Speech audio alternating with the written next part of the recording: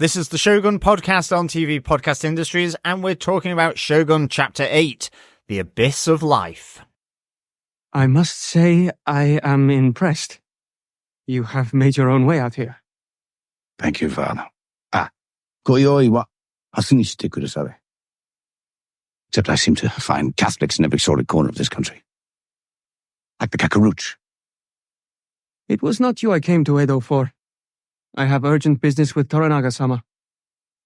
Strange that you are living out here. Typically a Hatamoto is given residence within the confines of his lord's castle. What are your plans? Now he has cut you loose. Well, to start, I will reunite with my crew. Get back aboard my vessel. Then pay a visit to that black ship I have heard so much about.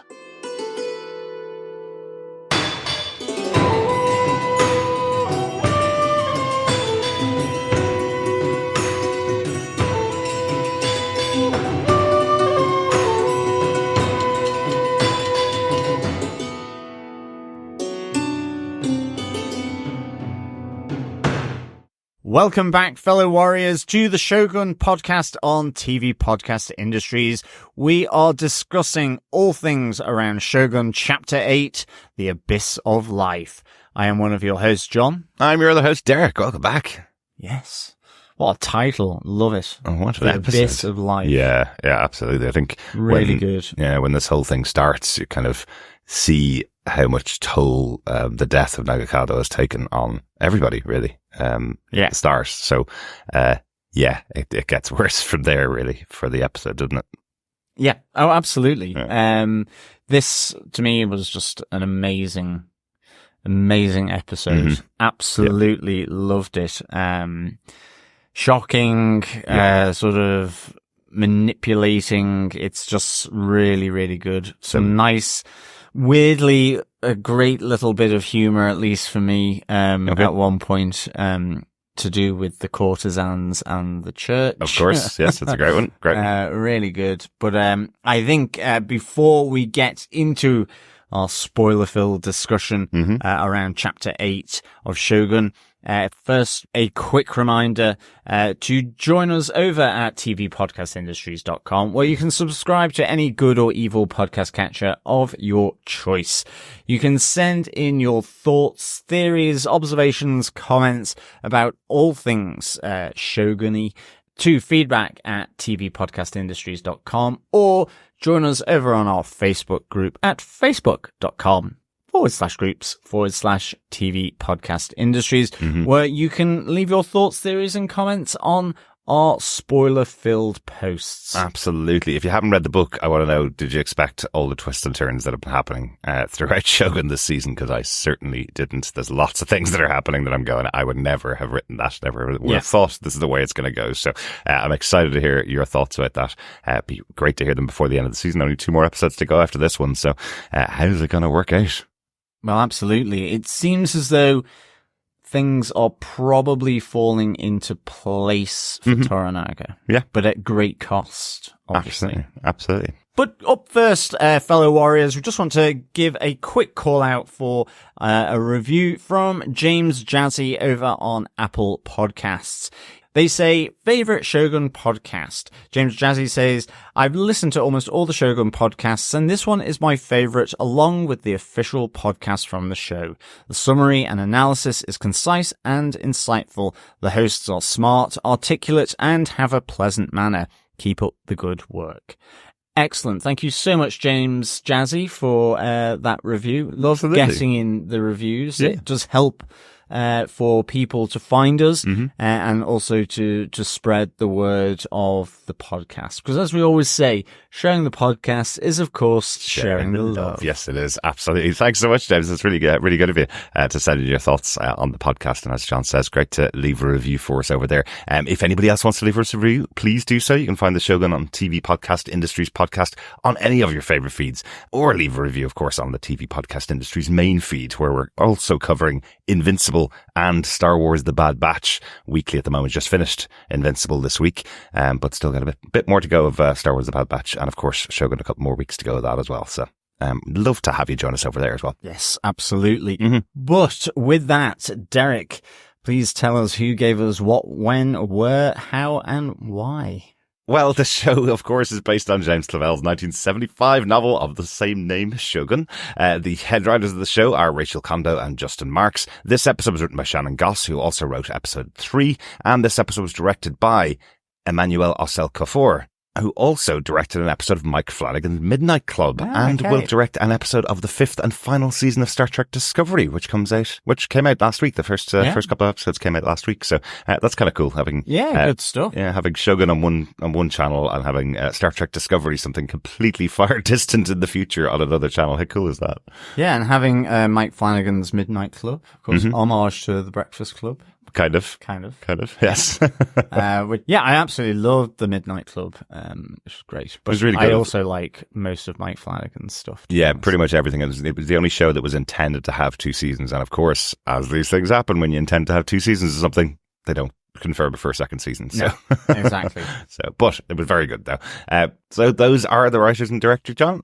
Do you want to tell us what they gave us with your synopsis for this episode of Shogun, Chapter 8, The Abyss of Life? Sure. Toranaga's defeated clan moves to Edo to mourn the death of his son for the traditional 49 days. As Toranaga and his trusted generals await their fate, John Blackthorne must decide who he fights for, the lord who has turned his back on him, or the ambition that brought him to Japan in the first place. Oh, very good. Very good. And does he make his decision at the end, or has he also been manipulated by Lord Toranaga? I think everyone has been manipulated by Lord Toranaga by the looks of it. Potentially. Or maybe I just misframed that question. Maybe Lord Toranaga is just someone that really knows people and what way they are going to act when put into a circumstance or a situation. Well, that's it. I think it's a bit column A, bit column B, because, he gets Mariko to go and travel with John Blackthorne to Osaka, and of course with Yabashige as well.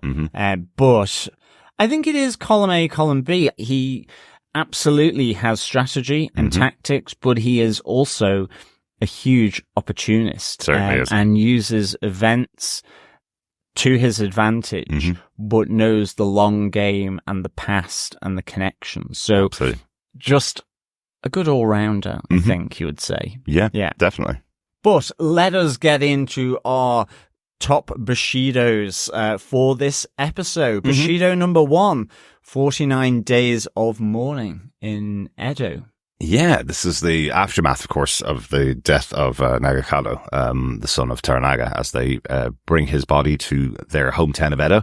And I think I kind of missed it when I was watching the episode the first time, but it's his half-brother's army that are waiting on the borders of Edo for Toranaga and his own army, his own people, to mourn the loss of his son. So they stop at the borders. This is what Mariko explains to John Blackthorne just before they cross into the city.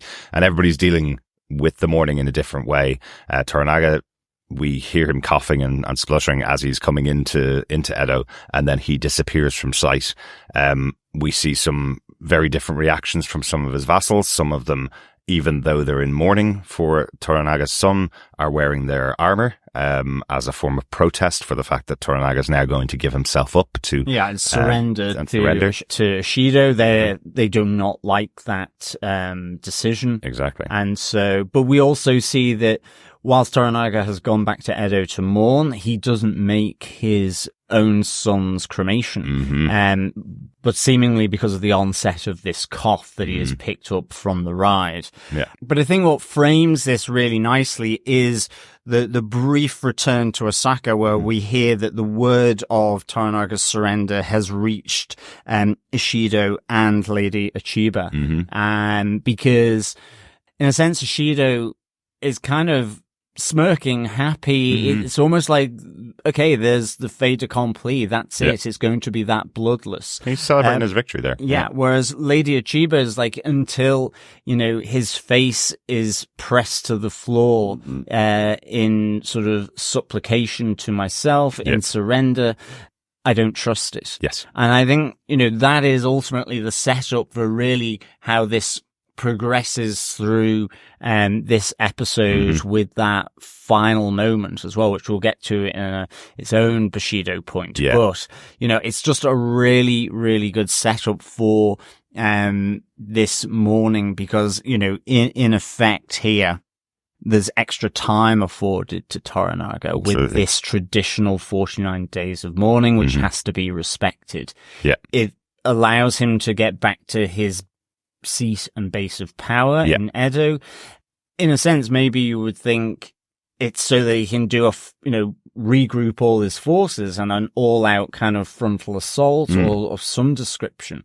So it's really interesting how this goes, but ultimately this is all about the death of Nagakada as well, with the cremation and the different mourning that's happening. Exactly. And it's interesting that you mention respect and you mention the idea that he could be gathering his forces here, because while Toranaga isn't really seen very much at the beginning of this episode, we see a lot of his other vassals. And I think there's a really, really interesting scene as all the vassals are sitting around. It's almost like a wake that they're having for Nagakado. And interestingly, everybody is criticizing Nagakado. Even Hiramatsu, who's the closest to a member of family that Toranaga has had, and even he is saying he's a silly boy. He died exactly as he lived, going into situations way too fast. And it's only Oni, who's a more recent friend of him, who stands up and says he would love to have seen us here celebrating him. He would love to have seen us here drinking to his memory, and saying, while he may have been rash in his actions, at least he stood up for something that he believes in. And while it may have ended badly, at least he stood up for our country, stood up for Japan. So this is kind of sowing the seeds. The rest of the vassals all take that on board, as a lot of things that Oni says they do take on board. Well, he speaks a lot of sense. Yeah. I loved this wake. I mean, I do think that they were there honoring Nagakada in their own way. Yeah. Just Toranaga was absent from that as well. That they talk about him being brave and that, his stories, he loved listening to stories and his stories that would just continue and continue and continue. And as you say, it is Hiramatsu who says, but he was reckless in what he did. And now we find ourselves in this predicament. And that's the thing. I really like Omi here standing up essentially, for his friend, his kind of ally in a sense. You could almost see that if Nagakada had survived all this, had inherited Toranaga's fiefdom and so on, that similarly it would be the partnership between them, those two, like with Toranaga and Yabushige in that sense, I know what you mean, but actually I think it would be even closer, an even closer relationship. I think it might be closer to the way Toranaga and Hiramatsu work together have been working together for decades. Absolutely. And like he says, as you say, it gets all the, of Toranaga's generals as well as Hiramatsu and Buntaro, sort of their ears prick up. He said, he's not here. It's sad that his friend is dead. He would have, as you say, he would have loved us sharing these stories about him, but he's not here because of his lord surrendering. Yes. Yeah. And so it's immediately the onus is back on Toranaga there. And you see the look, as you say, in the eyes, and it is kind of taken on board here. So it's really, really interesting. Absolutely. And also as they travel to the cremation of Nagakado, there's the conversation between Hiramatsu and Yabushige, who's kind of going, we should get our forces together. We should bring the cannons and guns together and go and have our assault on Osaka, have that crimson sky that we talked about. And I kind of like the twist in that here, where Hiramatsu goes, actually, one of the conditions of our surrender is that you do bring the guns and cannons back to Osaka as a gift to our new lord upon our surrender. So, and he is also a condition of the surrender. Ishido knows that he effectively, in a sense, can't be trusted here, or possibly is still on the cusp of being turned, because we certainly, later on we see him with John Blackthorne, Yep. sort of debating about what it is he might do, or what he might do with the time that he's got in Osaka, away from the eyes of Toranaga, you know, or the many eyes of Toranaga. Yeah. So yeah, no, I like that as well. It's also the fact that in this moment of mourning, you know, in these discussions that they have with their lord, who's still coughing, looks much weaker. Yeah. And you see Hiramatsu, you have Mirako, and you have Father Martin, the Jesuit priest. Yeah. And, you know, he's trying to get a sense of what the talk is in Osaka. Again, there's this end game here. Toranaga blatantly saying to Father Martin, no, you go back from here and you say exactly bit by bit what you have seen here. You know, and then you get your church in Edo. You know, I will give you that land as the reward for doing that. If you do this one thing, I should say, for me. Yeah. Because again, I just feel Toranaga, the opportunistic bit is he understands and learns that Father Martin is here on his own volition, not being sent by the head of the church in Japan. Yeah. So, you know, he can see that agency there and wants to exploit it. Yeah. So I love that. And of course, coming out of that, Hiramatsu is like, we are fighting. You know, there is a plan here. Yes. He almost reinvigorates the generals again, and Exactly. Omi and Yabushige, as that, you know, this is part of a plan. We are going to fight. Exactly, because he's basically thinking there's no way that Toranaga would be showing off his weakness to Osaka. There must be a plan here. Show them that you're weak and then show them real strength, kind of thing. There is a great moment in that conversation with Father Martin, who generally speaks in Japanese to Toranaga, has been allowed to in the past, has worked with Mariko, of course, and has translated John Blackthorne in the past. Here he's told, because the church is not an ally to Toranaga, he's not even allowed to use their Japanese language anymore. He must speak in English and allow Mariko to translate so that his words aren't hidden at all. I thought that was really a really good line being drawn in the sand between the church and Toranaga's version of Japan.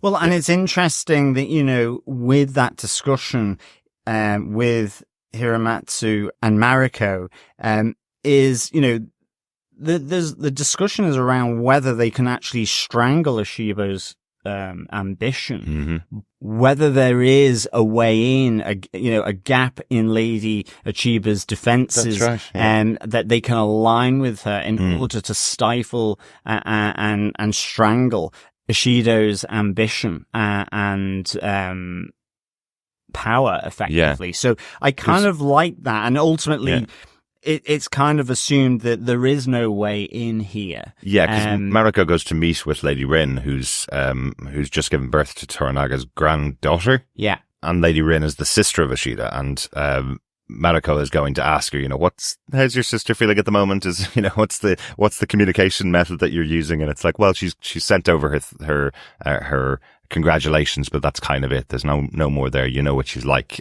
So no way in there through the sister, effectively. So they've kind of exhausted all options. They've said Mariko had a relationship with her when they were younger, but doesn't know her very well. Lady Rin, her sister, does still know her, of course, but there's no influence that Lady Rin would have on Ishida. So that's shut down. That's kind of option that they may have is shut down there. And the one other thing that you mentioned there, Father Martin is told that he's allowed to build his church in Edo on behalf of the Jesuit order.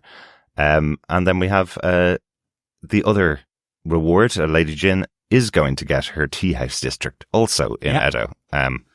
Next to the church's plot, of which course. I loved. I must say, I just love that little sort of disruptive sense of humor there in sort of 16th century Japan. So I really like that. Yeah. And you see kind of Father Martin sort of going, you know, courtesans are going to be across the way, Yeah, I mean, I think the other thing about that is having Lady Jin and Kiku surveying their plot in Edo, sort of realizing, sort of imagining their dream of this quarter of Edo that's dedicated to the courtesans.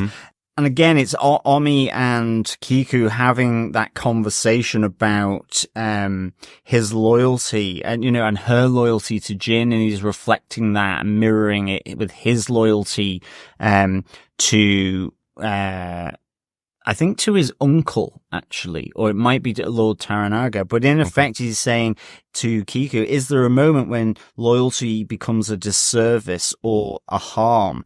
He sees his favorite courtesan's loyalty to Lady Jin, and he's there going, but you've brought this about because of your talent. Yeah.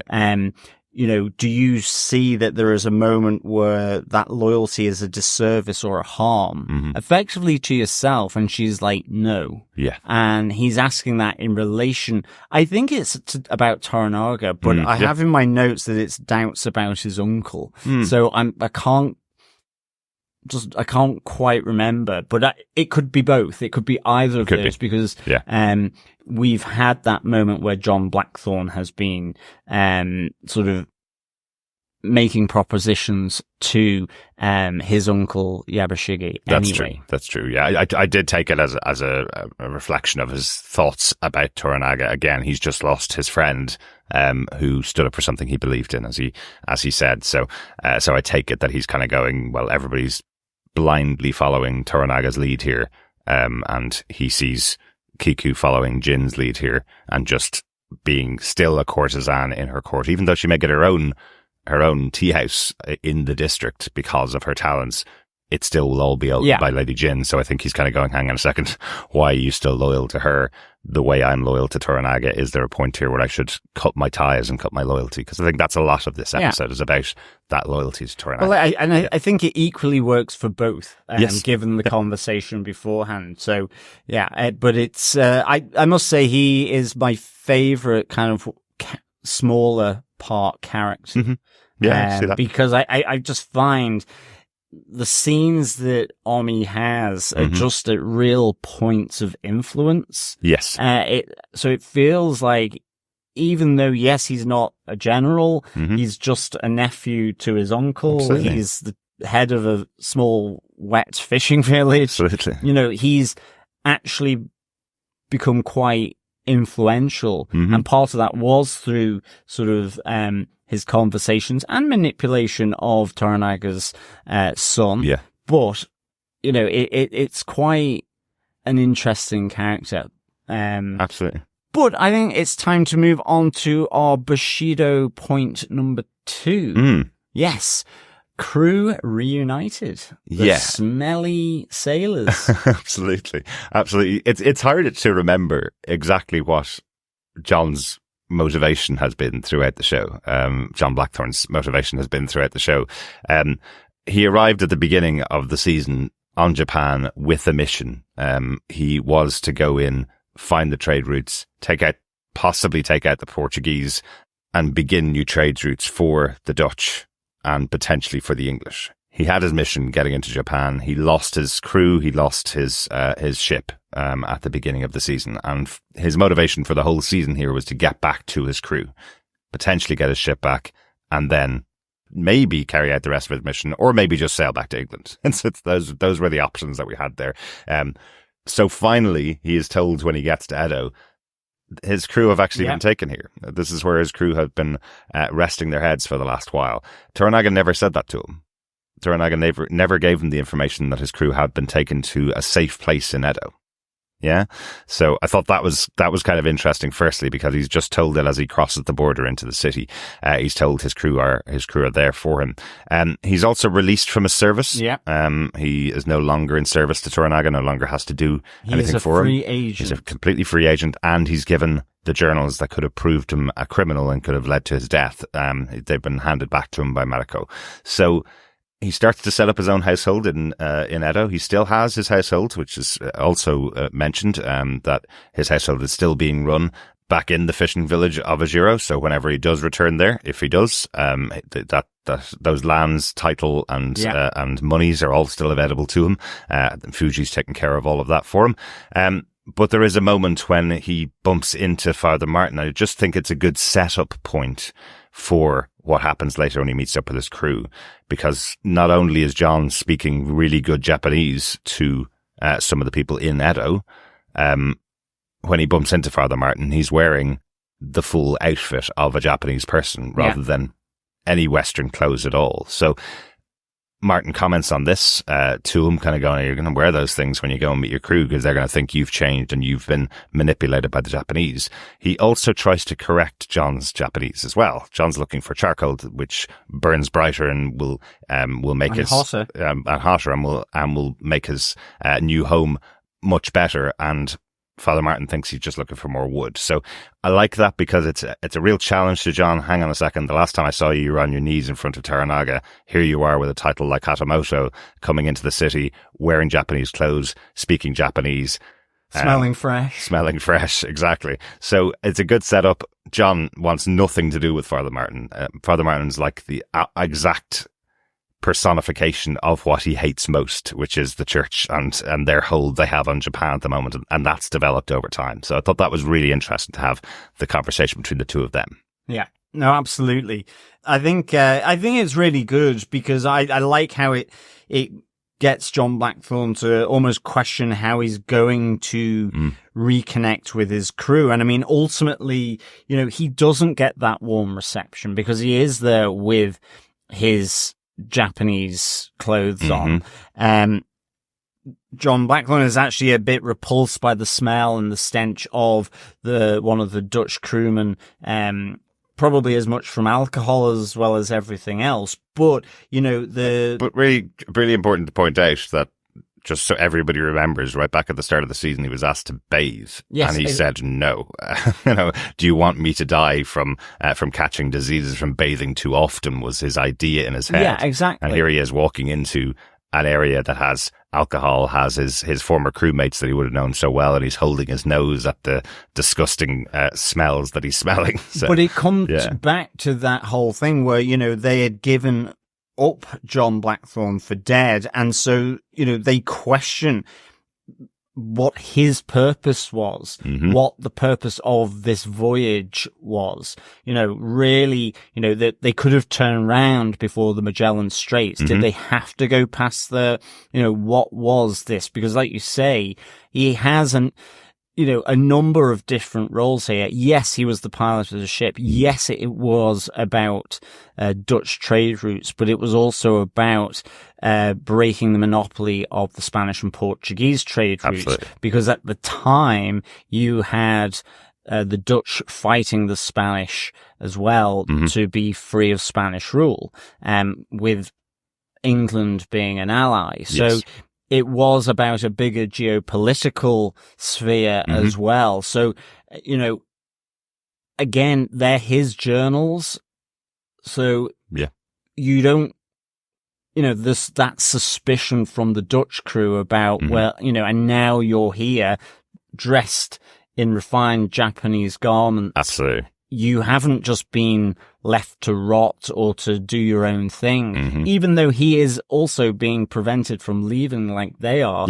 And it's that he has at least been given a title, a salary effectively, and lands and a house. Absolutely. So they haven't. So then it's that suspicion just immediately falls on him from this crew member. Ends in a fight. It does. And the other thing he questions is the ambition of John Blackthorne. It's not only that they could have turned around at some point and it wouldn't have been too bad a thing when they arrived on shore, at least they got home safe and alive. They're also questioning whether John Blackthorne did this just to be the first Englishman to cross the Magellan Strait. That ambition that's within John, that he wants to be the brave adventurer traveling the world, setting records, which is part of the reason why the crewman's looking at him going, is that what you've done here? That ambition that you had to be the first to cross the Magellan Strait, is that the reason why you, an Englishman, are standing in front of me, having learnt Japanese, wearing Japanese clothes, having all your titles and finery? Have you just gone the ambitious route to make those connections and sort yourself out, basically, and not the rest of us? Which is interesting as well. Yeah. So it's kind of less friends reunited. And more friends who fight. Yeah, I guess. exactly. Yes. So that's the end, I guess, of the crew and John Blackthorne, because it doesn't look like he's going to be going back to them anytime soon. And it doesn't look like they're going to be very interested in dealing with him. He tries to say to them that he could have a full crew that he's worked with in Japan, bring them along, put them on their ship when they get that back, and then they can make for the horizon. But that doesn't seem what these guys want, or this guy wants, as the representative of the crew. Yeah, exactly. Yeah. But let us get on to Bushido number 3. Buntaro doesn't spill the tea, but Mariko does. I'm sorry, John. That's my fault. I know it is. I couldn't think of anything better. It's a great scene. Obviously. It is. It's a great really scene. good. And really, in a way, we've talked quite a bit about the relationship between Buntaro and Mariko. We'll mention it again in our feedback, because we've been continually getting feedback in since one of our pieces of feedback mentioned Justin Marks, the showrunner, saying that Buntaro is truly in love with Mariko, and we were all, as viewers watching the show, going, but he's never shown that he's in love with her. He seems to despise her. He seems to hate her. He seems to want to keep her alive when she wants to die, that kind of thing. And I think this might be the scene that Justin Marks is talking about. Yeah. I think it is revealed here that Buntaro, in his mind, feels like he does love Mariko. He has feelings for her. I mean, I think just the whole act of the tea ceremony, being sort of so born out of a respect and a care and attention. I mean, in some ways, it almost shows a bit of that he has to show it through the tea ceremony rather than through his direct emotions and affections to her. Yeah. But Mariko ultimately does accept this, you know, and it feels like, you know, Buntaro is a really difficult character in terms of this relationship with Mariko, because, you know, it's kind of coming from a place of misogyny, which it was, I guess, commonplace in those days, a man being better than women. That's how I see it. That might just be a pure Western approach. That's just Buntaro. No, I think as so. well. No, but I mean, you also then, even Toranaga, who understands the qualities that women can have. It's for his purpose, you know, or he still pulls the card of, it's more, he pulls the card of, I am your lord, rather than I am a man. But, you know, it's like, it's still a patriarchal society. Oh, 100%, 100%. I'm sure it is. But Buntaro, in himself, just taken on his own, has not shown any love for Mariko throughout the season that we've seen on screen. Here, he's using a ceremonial moment to show her that he loves her. And he's telling her, I'm trying to bring us back to those young days where we were once together at the beginning of our relationship, where we were in love. And Mariko says, I don't remember those days. And when you hear it the first time, the way that she poses it to him, the way she says it to him, it sounds like, I just don't have a memory of that. She is saying to him, there were no days like that I loved you. There may have been days that you loved me back then, but there were no days that I loved you. And I wonder if it's partly that's what happened. We didn't see their early years. We only saw that moment when he saw her, and then she was proposed to marriage, and we knew that she wasn't happy with the arranged marriage that was going on between the two families, effectively, with her at the center of it.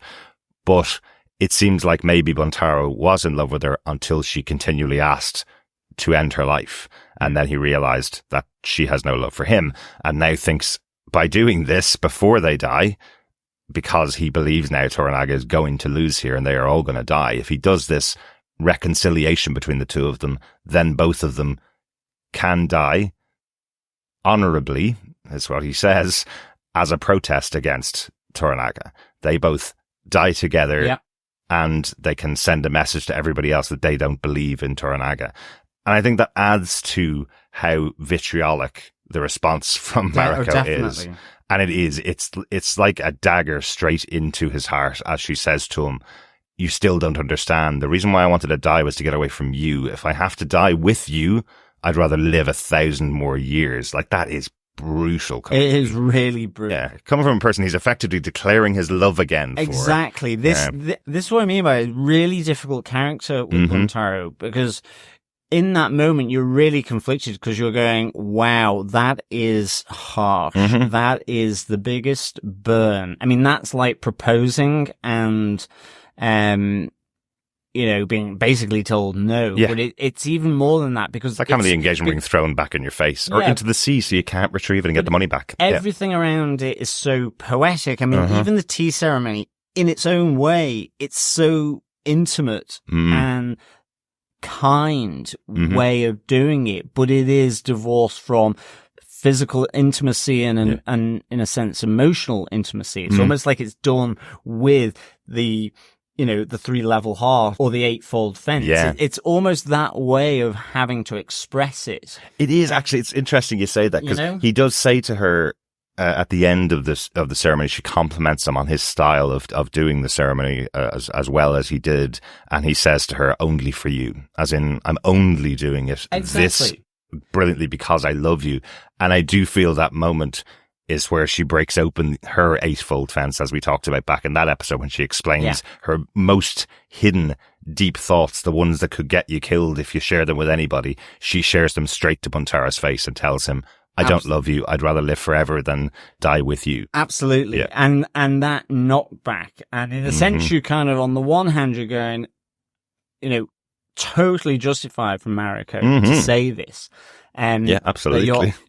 You're offering me death now, even, let alone the reasons for it. Yeah. But equally, you kind of go, oh, wow. And I guess ultimately by the end of the episode, given what happens as well, you go, okay, Buntaro had a bad return to Edo. Yeah, Let's he just did. put it that way. Yes, he did. Absolutely. But I did think it was an absolutely wonderful scene. It's just, It's superb. it's the quiet power of Mariko after the quiet ceremony of the tea. And I think that's it. It's the observation of the tea ceremony. It's that observation of how they react to one another. It reminded me of, the veneered cups with, Jin, with Mariko, with, Fuji, and the moment of Kiku, John Blackthorne. Again, it's just wonderfully observed. Really, really, pitch perfect in how it's done. And as I say, I mean, it's actually pure poetry. Just the writing is so lovely. Yeah. I think there's no other word I can say about it. I mean, even in the harshness, just the way, it's returned to Buntaro. There's a great sort of sense to it of just power. Mariko spitting the tea. Yes. Exactly. It's effectively the same thing. So yeah. Really, really good scene, I think, for these two. And it just adds to this really unfortunate relationship in a sense. Yeah, absolutely. But should we get on to Bushido number 4? Because things only get worse for old poor Buntaro. I mean, I have to say, despite everything, I'm kind of like going, yeah, that's not a great few days in Edo. Absolutely. As we have probably one of the more shocking, parts of the series, let alone this episode, with Hiramatsu's sacrifice. Oh, this is just incredible as a scene, as it's all staged, as you see, what looks like a sickly Toranaga getting together all of his vassals, getting really aggressively angry about the fact that he's heard that some of them wore their armor at his son's funeral in protest, and saying they are still dedicated to him and he has made the decision here. They must follow what he tells them to do. They must surrender, going against what Hiramatsu had said earlier on. Yeah. Hiramatsu thinking that he was actually just setting up for a battle. And here he has them all lining up. He's got a document written up for them all to sign, agreeing that they will stay in line with Toranaga. They will surrender, all of them. And you see as it goes down the line, you see the faces of some of the vassals kind of going, but is this still part of the plan? Is this, is there going to be a big twist here themselves? And as a viewer, absolutely, you're watching it going, where's the twist here? Toranaga is getting so aggressively forceful with these guys. You see the first two guys sign it, and then they start to step back away from it. They start to say they won't sign it. Well, that's challenged by his generals who effectively say, we are here to advise you not to just blindly follow orders. You know, this is in a sense his own, council of regents really within their clan.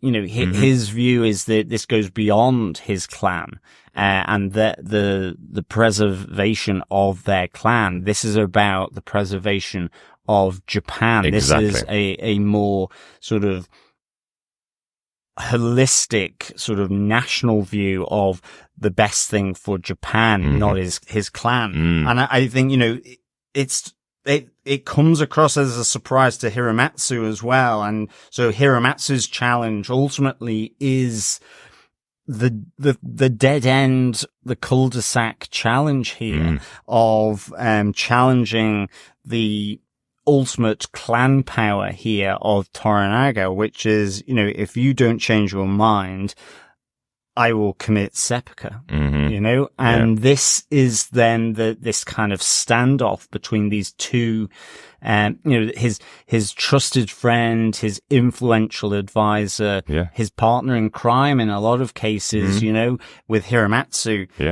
And well, I suppose last week seeing the flashback to the two of them side by side when Toranaga was only, 13, wasn't it, on his first battle? And it was Hiramatsu that was standing by his side back then from his first battle to his last here. Hiramatsu, what seems like totally unbelieving that his lord would stop here, would give up and would surrender. And it gets so stressful and gets so emotional when the two of them are battling back and forth between each other, and it's Toranaga saying to him, well then, I guess we can't see any future time for seppuku, right? You know, I guess we can't see an impasse here. Now you must kill yourself because that's what you said you'd do. And you can almost feel Hiramatsu pushing back against him, but then sticking by his guns, taking his sword, making Buntaro be his second, cutting himself open, and Buntaro taking his head, and the head rolling across the floor to the feet of Toranaga in front of the rest of his generals, the rest of his vassal. That's brutal. It. As you say, it's just really tense, and it's hugely charged, hugely emotional. It's even just, you know, the responses of like Omi and Yabushige in Lord Toranaga's palace. You know, it's them. They're kind of like, is this for real? Is this really happening? I love the fact that Hiramatsu says, you know, then this is farewell. And I mean, with Buntaro, as I say, you know, what a few days for Buntaro, because he's asked to be the second to effectively decapitate, his father. But also, he wants to follow his father into death, and his father refuses him to quote, so he knows how it feels to be denied, which feels like it's telling him, well, this is what you've been doing to Mariko, for all these years. And this is the point where you kind of go, is this just the ultimate sacrifice? And I believe it is. I believe that this is part of Toranaga's plan, because he says that you must not give up on your lord, i.e. Toranaga. You are to trust in him. And also because you see the effect of what's happened on Toranaga with Mariko, where again, she's slaying on the poetry, on the haiku front afterwards. But, you know, he talks about his friend, his good friend. So it feels like this is in some ways part of the plan. I might be totally wrong, but it just feels like that. I don't think you're wrong. I think that's why it's such a shocking revelation when we have Toranaga talking to Mariko, because not only is he talking about his friend, he's saying that Hiramatsu played his part. It's as if, well, it seems to me anyway, Toranaga saying this was the plan we came up with. It was either everybody dies, or we convince everybody that I'm going to surrender. And in order to do that, I had to sacrifice Hiramatsu, and he was willing to make that sacrifice. And that I'm at my weakest, because you see that he's lost his son. He's effectively just lost his right-hand advisor. you have him coughing, spluttering, looking a lot frailer. Over the course of this, you have his conversation with Father Martin to say, tell them exactly what you saw here. And it's interesting because when Toranaga goes to his son's ashes, he goes, "Thank you, my son. You earned me some extra time. I will not waste it. For you and Hiramatsu, I will not waste it." And that's what I mean. It's a plan born out on the hoof of the opportunity that his son, even though he thought he might do that, he didn't necessarily know he would die. Yeah. But he games everything and is opportunistic and has a following that is absolutely loyal to the cause in what Hiramatsu does. And it's just kind of like, that's also, it's not just the shock of Hiramatsu, but it's just that scope of scenario gaming that Toranaga is doing here. Absolutely. Which is just like kind of so fantastic. Yeah. It's unbelievable. Yeah. Massively shocking. But these scenes all end, as we say, when we get the reveal that this was the plan, as he talks to Mariko and says to her, "Now it's time. Are you ready to play your part?" He'd set her up and established this with Mariko, that the reason she was almost hiding in plain sight in the Todo clan and married to Buntaro was because her father had left something for her to do, a legacy for her to complete for their family. When it comes to that point, she'll be brought in, which is what Toranaga's doing here. He's telling her, you need to go to Osaka now. This is your play. So that will be interesting to see what happens there. And we also get, when we kind of mentioned it earlier on a little bit, but we also get that John has aligned himself to Yabashige. Yabashige has now accepted John coming on board because he does think Toranaga's gone a bit crazy. So he has to get himself out of there, get himself to Osaka. John is now being brought on board to But I like how he discusses that with Mariko in that he kind of says, have Yabashige and the Anjin, have they aligned yet? Yeah. They're like goshawks, short wings, could only see so far in front of them, have only the notion of flying short distances, not the long game. And then chucks her into going to Osaka as part of a plan of what he believes she can do for him in Osaka and can execute it, but also it's disruptive for John Blackthorne, the fact that she is there. And you see it on their faces when she comes aboard the ship taking them to Osaka, late at night, unexpectedly, and you can sense the disruption that she's just introduced on board that ship, not only with John Blackthorne, but with the Yabashige. Yes, absolutely. Although there's an interesting thing that I noticed watching this episode through a couple of times. I'd mentioned before that John is starting to learn Japanese. It's quite good. He's not great, but it's quite good.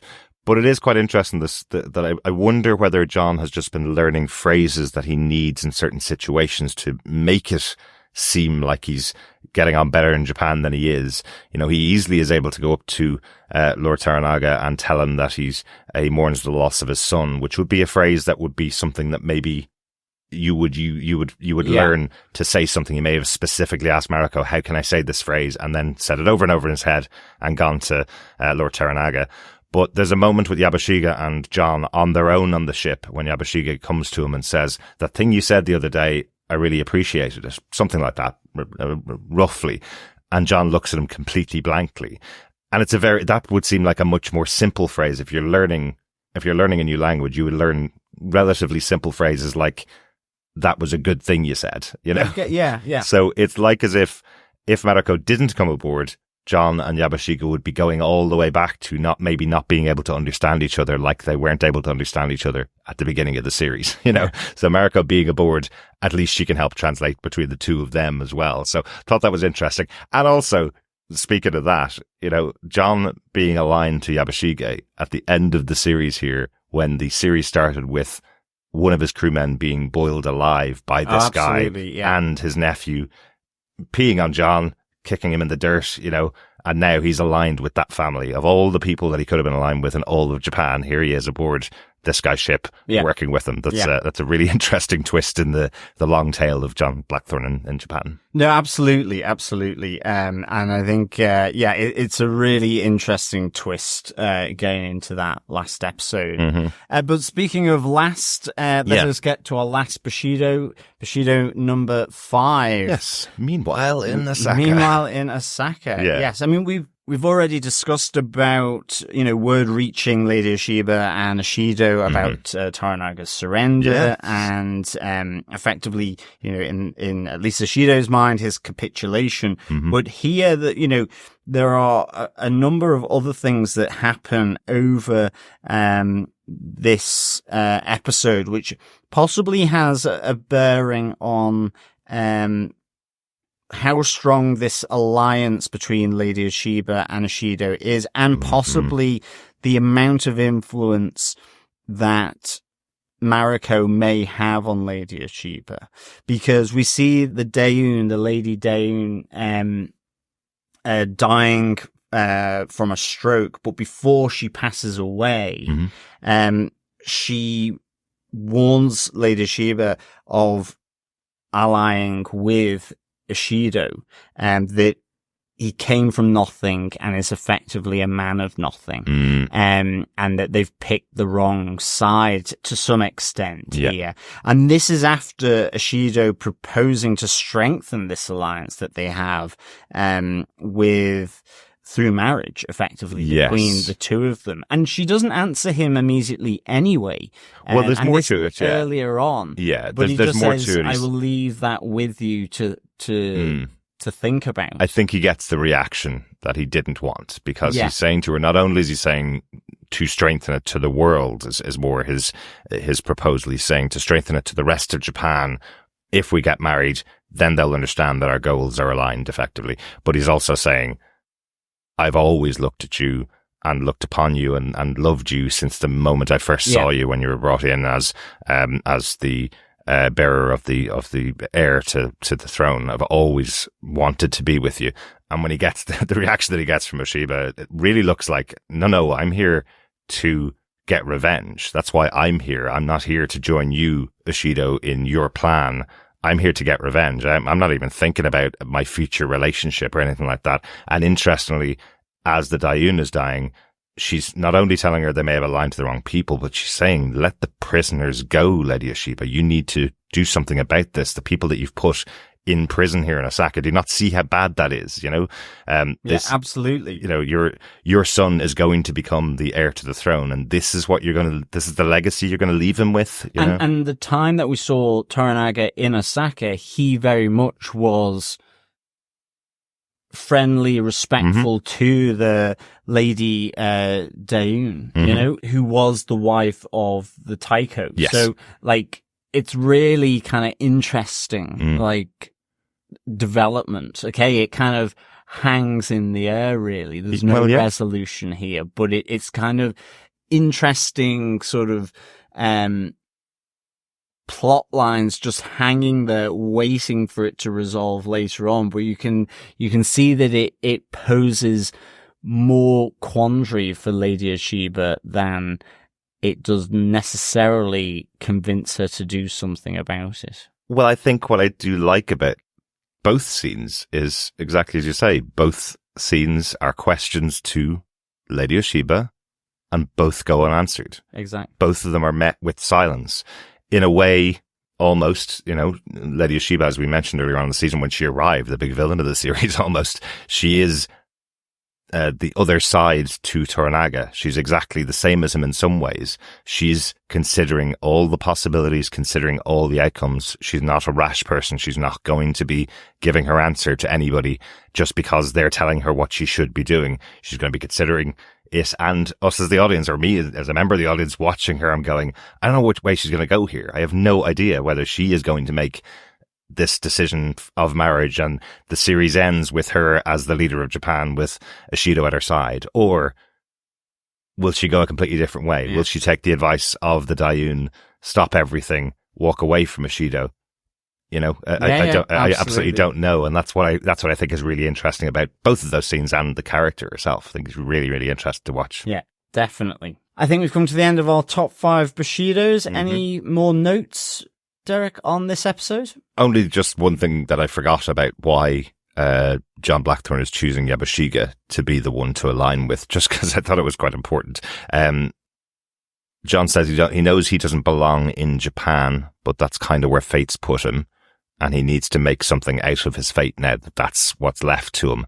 And from seeing Yabashige fall and be willing to commit seppuku back in the first time he met him, he realizes Yabashige is also someone that follows his fate and will be willing to do whatever it takes to realize his fate. So that's John's proposal to Yabashige to join up with him. So I thought that was, again, interesting on their arc of a story. Yeah. No, absolutely. And also to that point, I think that initial encounter between John Blackthorne, you know, looking to serve Yabashige, on the ship, but it's really good because effectively you can see Yabashige contemplating it, probably wanting to accept it, but refuses it because Mariko is essentially saying it's treachery that is being proposed here. And Omi equally is looking at his uncle in terms of what his answer may be. So he does refuse it. And I think there's even one point where Mariko says, do you want me to translate that to Yabashige? And she doesn't give Yabashige the exact response of John Blackthorne. So I kind of really, really enjoyed that translation sort of scene there where John Blackthorne is effectively looking to bail.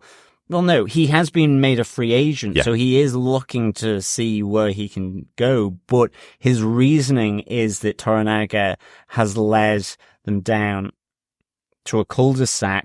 At the very end of the previous episode, he says, you're all going to die. Yes.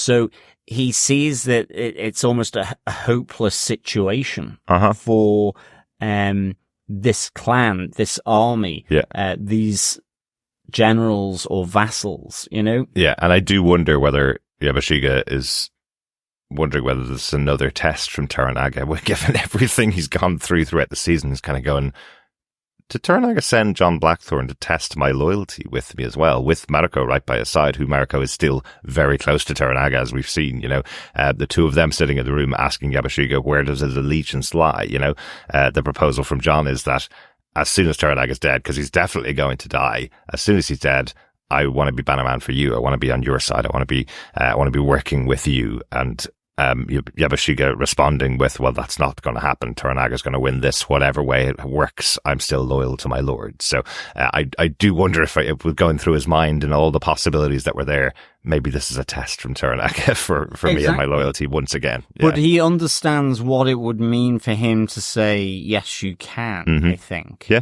And I think certainly from the reaction that Mariko is effectively saying to John Blackthorne and to Yabashige as well. Yeah. So yeah, I just really like that scene. Oh, absolutely. Absolutely. Well, overall, John, we've got to the end of chapter 8 of Shogun. What did you think overall of the episode? Any final thoughts?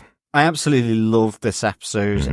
I just give 5 plans out of 5. Nice. I just really like how this all kind of feels like it's fitted together through whether it's a long-term strategy or plan, whether it's tactical, whether it's just taking the opportunity as it arises.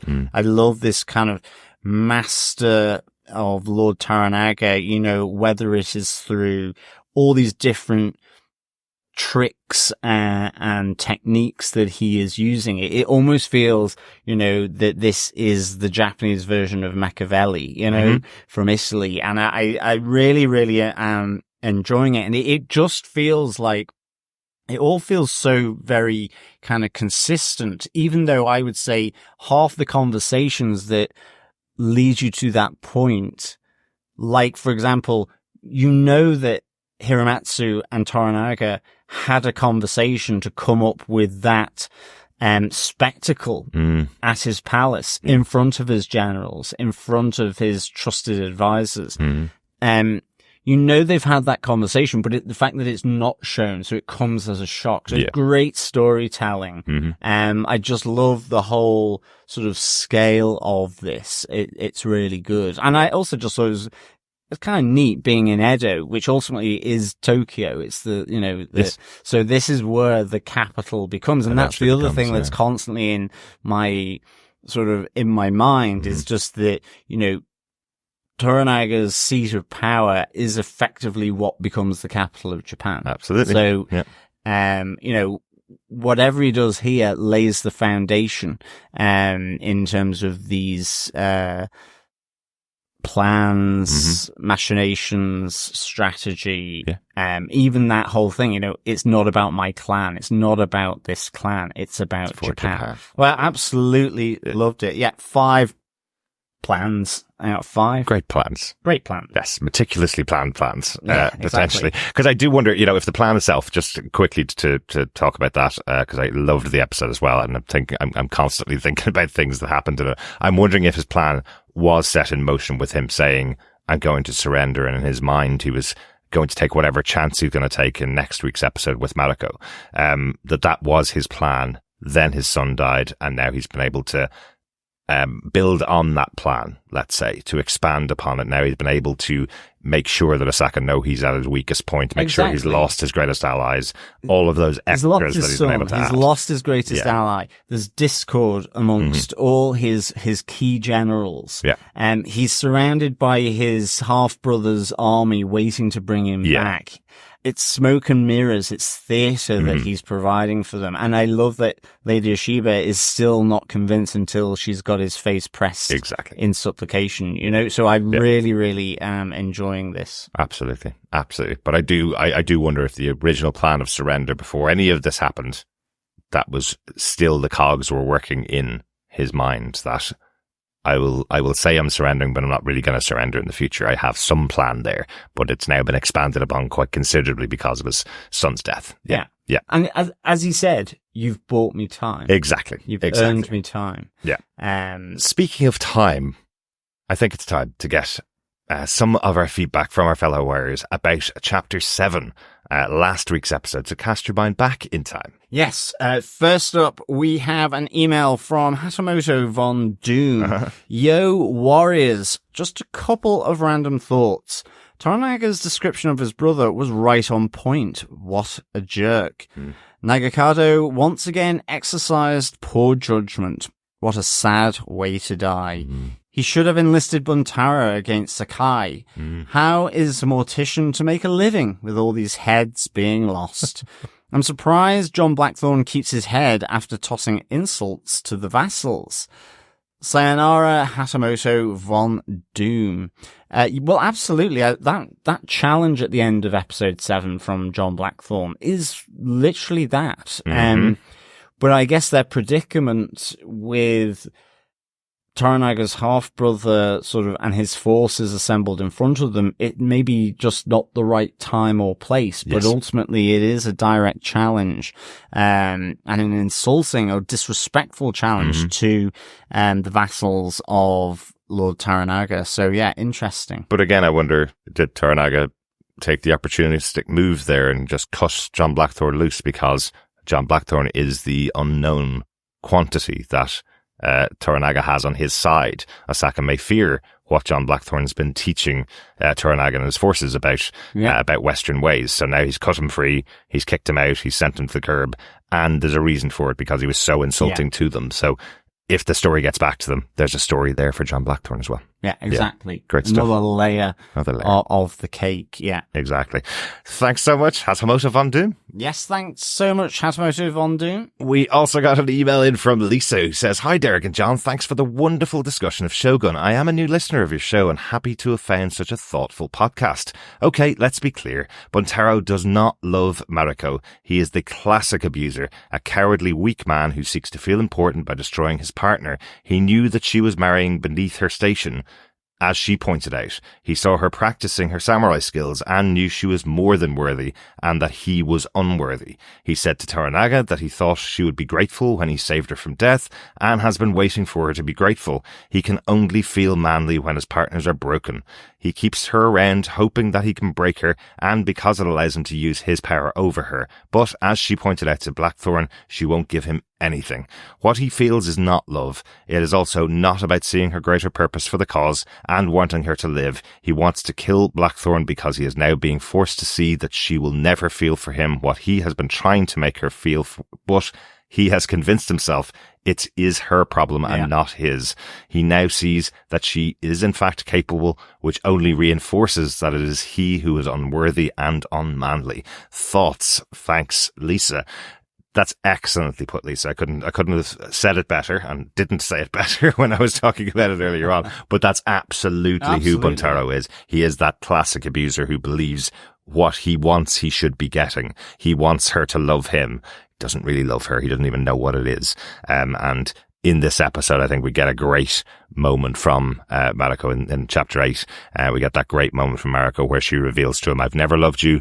Don't know what you're talking about. I'd rather live forever than die with you. And again, he's trying to grant her what she's wanted from him, which is death, but for his reasons. So it can be a protest against Lord Toranaga, not because she wants death. He's finally granting it. He wants to do it as a protest. Even his father sees that as well and denies him the chance to follow his father in Seppuku. Exactly. Brilliant, Lisa. Thanks so much. And great to hear you're a new listener of TV Podcast Industries. Absolutely. Thanks for joining us. Thanks so much, Lisa, for the feedback. Really, really great. Yeah.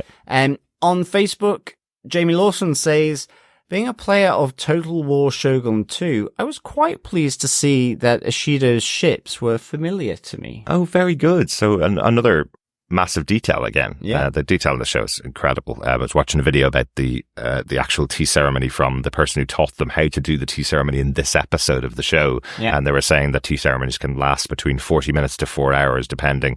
And the whole purpose of it is to ensure you show trust between the two people. It's something that you do because everybody's involved, that you're working together. It's a really important service. And that's the kind of level of authenticity they brought to the show. So interesting that the same ships that were used in a video game, Total War Shogun 2, are also being brought into the show here, so you recognize them from there. Very cool, Jamie. Absolutely, thanks, Jamie.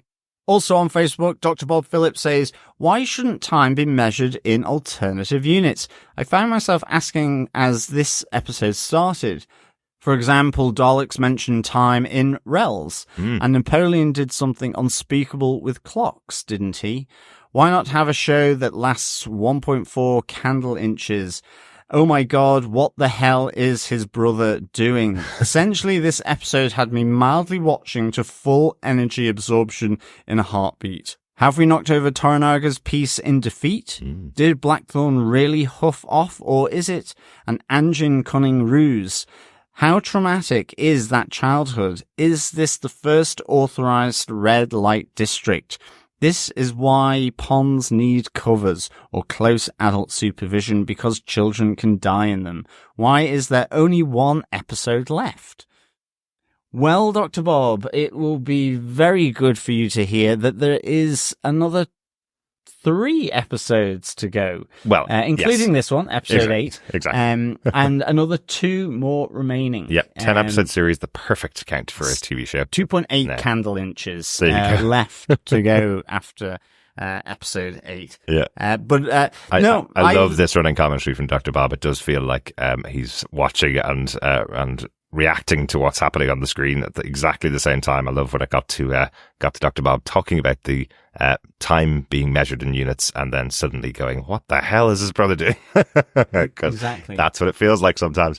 Pay attention to this show or it will come and bite you or shake you and wake you up very quickly, won't it? Well, that's true. And I mean, whether it is the Toranaga piece on the chessboard that has been knocked over in Surrender, or whether it is a ruse, maybe the ruse includes old John Blackthorn having his little huff and puff, and throwing a little hissy fit. Maybe. I'm not sure whether he trusts John that much. No, I don't think he does. Yeah, no. especially just that comment that he made in this episode of they do exactly what you expect them to do. Those two, Yabashiriga and John, they may think they're really smart, but they do exactly what you expect them to do. That's it. I think the engine is a distraction for people. Yep. It allows an element of distraction. Yes. Why is this guy in his court? Why has he been given Hatamoto? Why has he been given these honors? I mean, we've heard it from Omi. So, I think there's a distraction element here to why he's brought on board, not just getting tactics, you know? Yeah. So interesting. And Dr. Bob, I do want to know what it was that Napoleon did with clocks.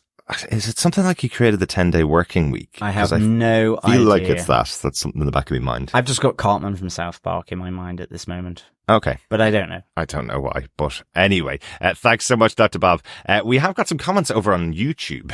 First up, Sarah says, "Oh my God, this podcast about Shogun just appeared on my recommendations, and I heard an Irish accent. As an Irish girl adoring this show, it's amazing that YouTube finally shows me things I want." Fantastic, Sarah. I hope you're enjoying the podcast as well. Actually, I meant to mention Google Podcasts is shutting down, so we're moving all of our podcasts from Google Podcasts over to YouTube at the moment. So they are all audio podcasts, of course, just like all of our podcasts, but you should be able to get most of them now over on YouTube. And a good function of that, especially if you can't understand my Irish accent occasionally, is that there are, of course, subtitles on our YouTube videos, so you can watch along with the subtitles. Hopefully the subtitles are translated correctly from our accents. But they are there, so hopefully that'll help in our understanding if there's words that we're pronouncing incorrectly. It will still be spelt incorrectly in the subtitles, though. Yeah, excellent. Welcome on board, Sarah. Absolutely. Thanks, Sarah. David says, "I haven't read the book, so I don't know what will happen next, but my guess is that Toranaga and his half-brother Sakai have a secret plot to double-cross Shido. Toranaga is pretending to surrender to his half-brother and allow him to be escorted back to Osaka Castle. This way, Toranaga is able to avoid the very dangerous task of trying to fight his way to Osaka with a smaller army against a larger foe. Once at Osaka Castle, Sakai will reveal the double-cross and side with Toranaga with his full army at the gates of Osaka. That's my current theory, so it's actually Providence that causes Toranaga's son's foot to slip and save Sakai from being killed by the son who doesn't know the plan and was trying to murder Sakai. What do others think of my idea?" Well, David, I think that is a fantastic idea and theory, to be honest. Yeah, I think it's really good. And actually, you just wouldn't put it past Toranaga doing that. And who knows, maybe there is something in that to come. I mean, it feels less so from episode 8. It feels like it's much more contained, but nonetheless, I think that's it's like the Trojan horse approach, effectively, but less hidden, I guess. Well, yeah. But actually hidden under the guise, the Trojan horse of surrender, Basically, yes. So I really like that idea. Yeah. That's great, David. Thanks for that.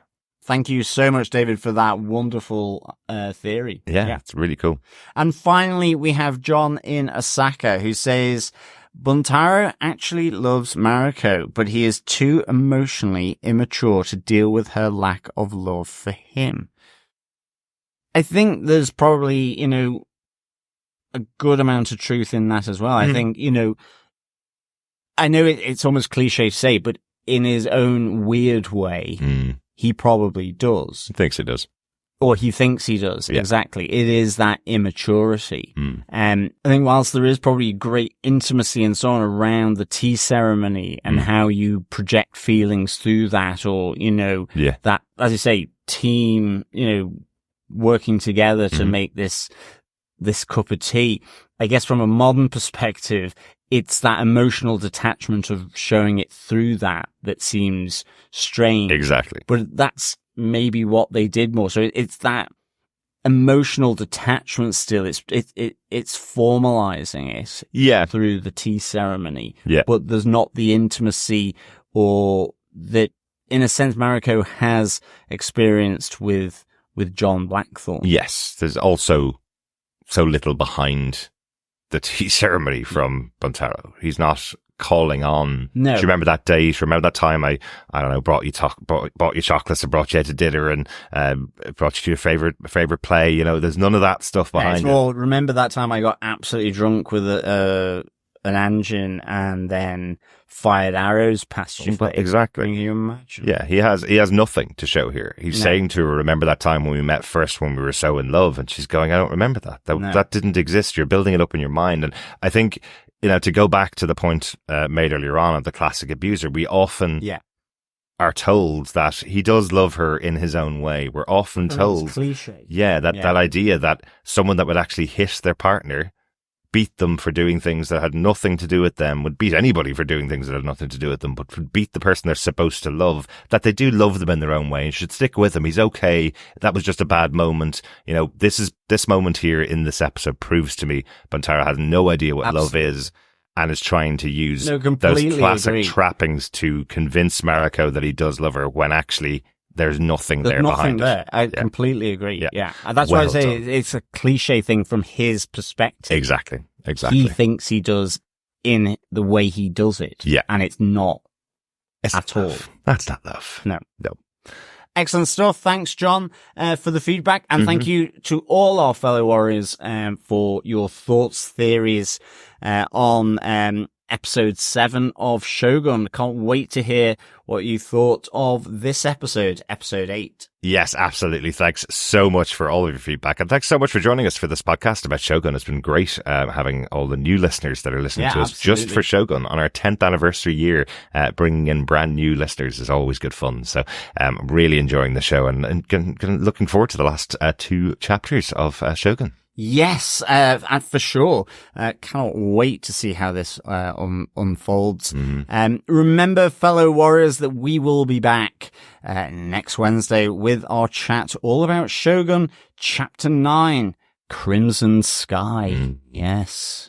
The Crimson Sky finally comes to pass. It does. Maybe. For a brief moment, I thought I had said Crimson Tide in this episode. Oh, really? Yeah. Isn't that the Tom Clancy novel? I think so. Yeah, I think that's or something like that. Yeah. I don't know. Well, that's Red October. That's completely different. It's late. I'm starting to fade. I totally understand. On that note, thank you so much for joining us. We'll speak to you again next time. Yeah, thank you so much, fellow warriors. Until Chapter 9 of Shogun. Remember, keep watching and keep listening. Bye. Bye.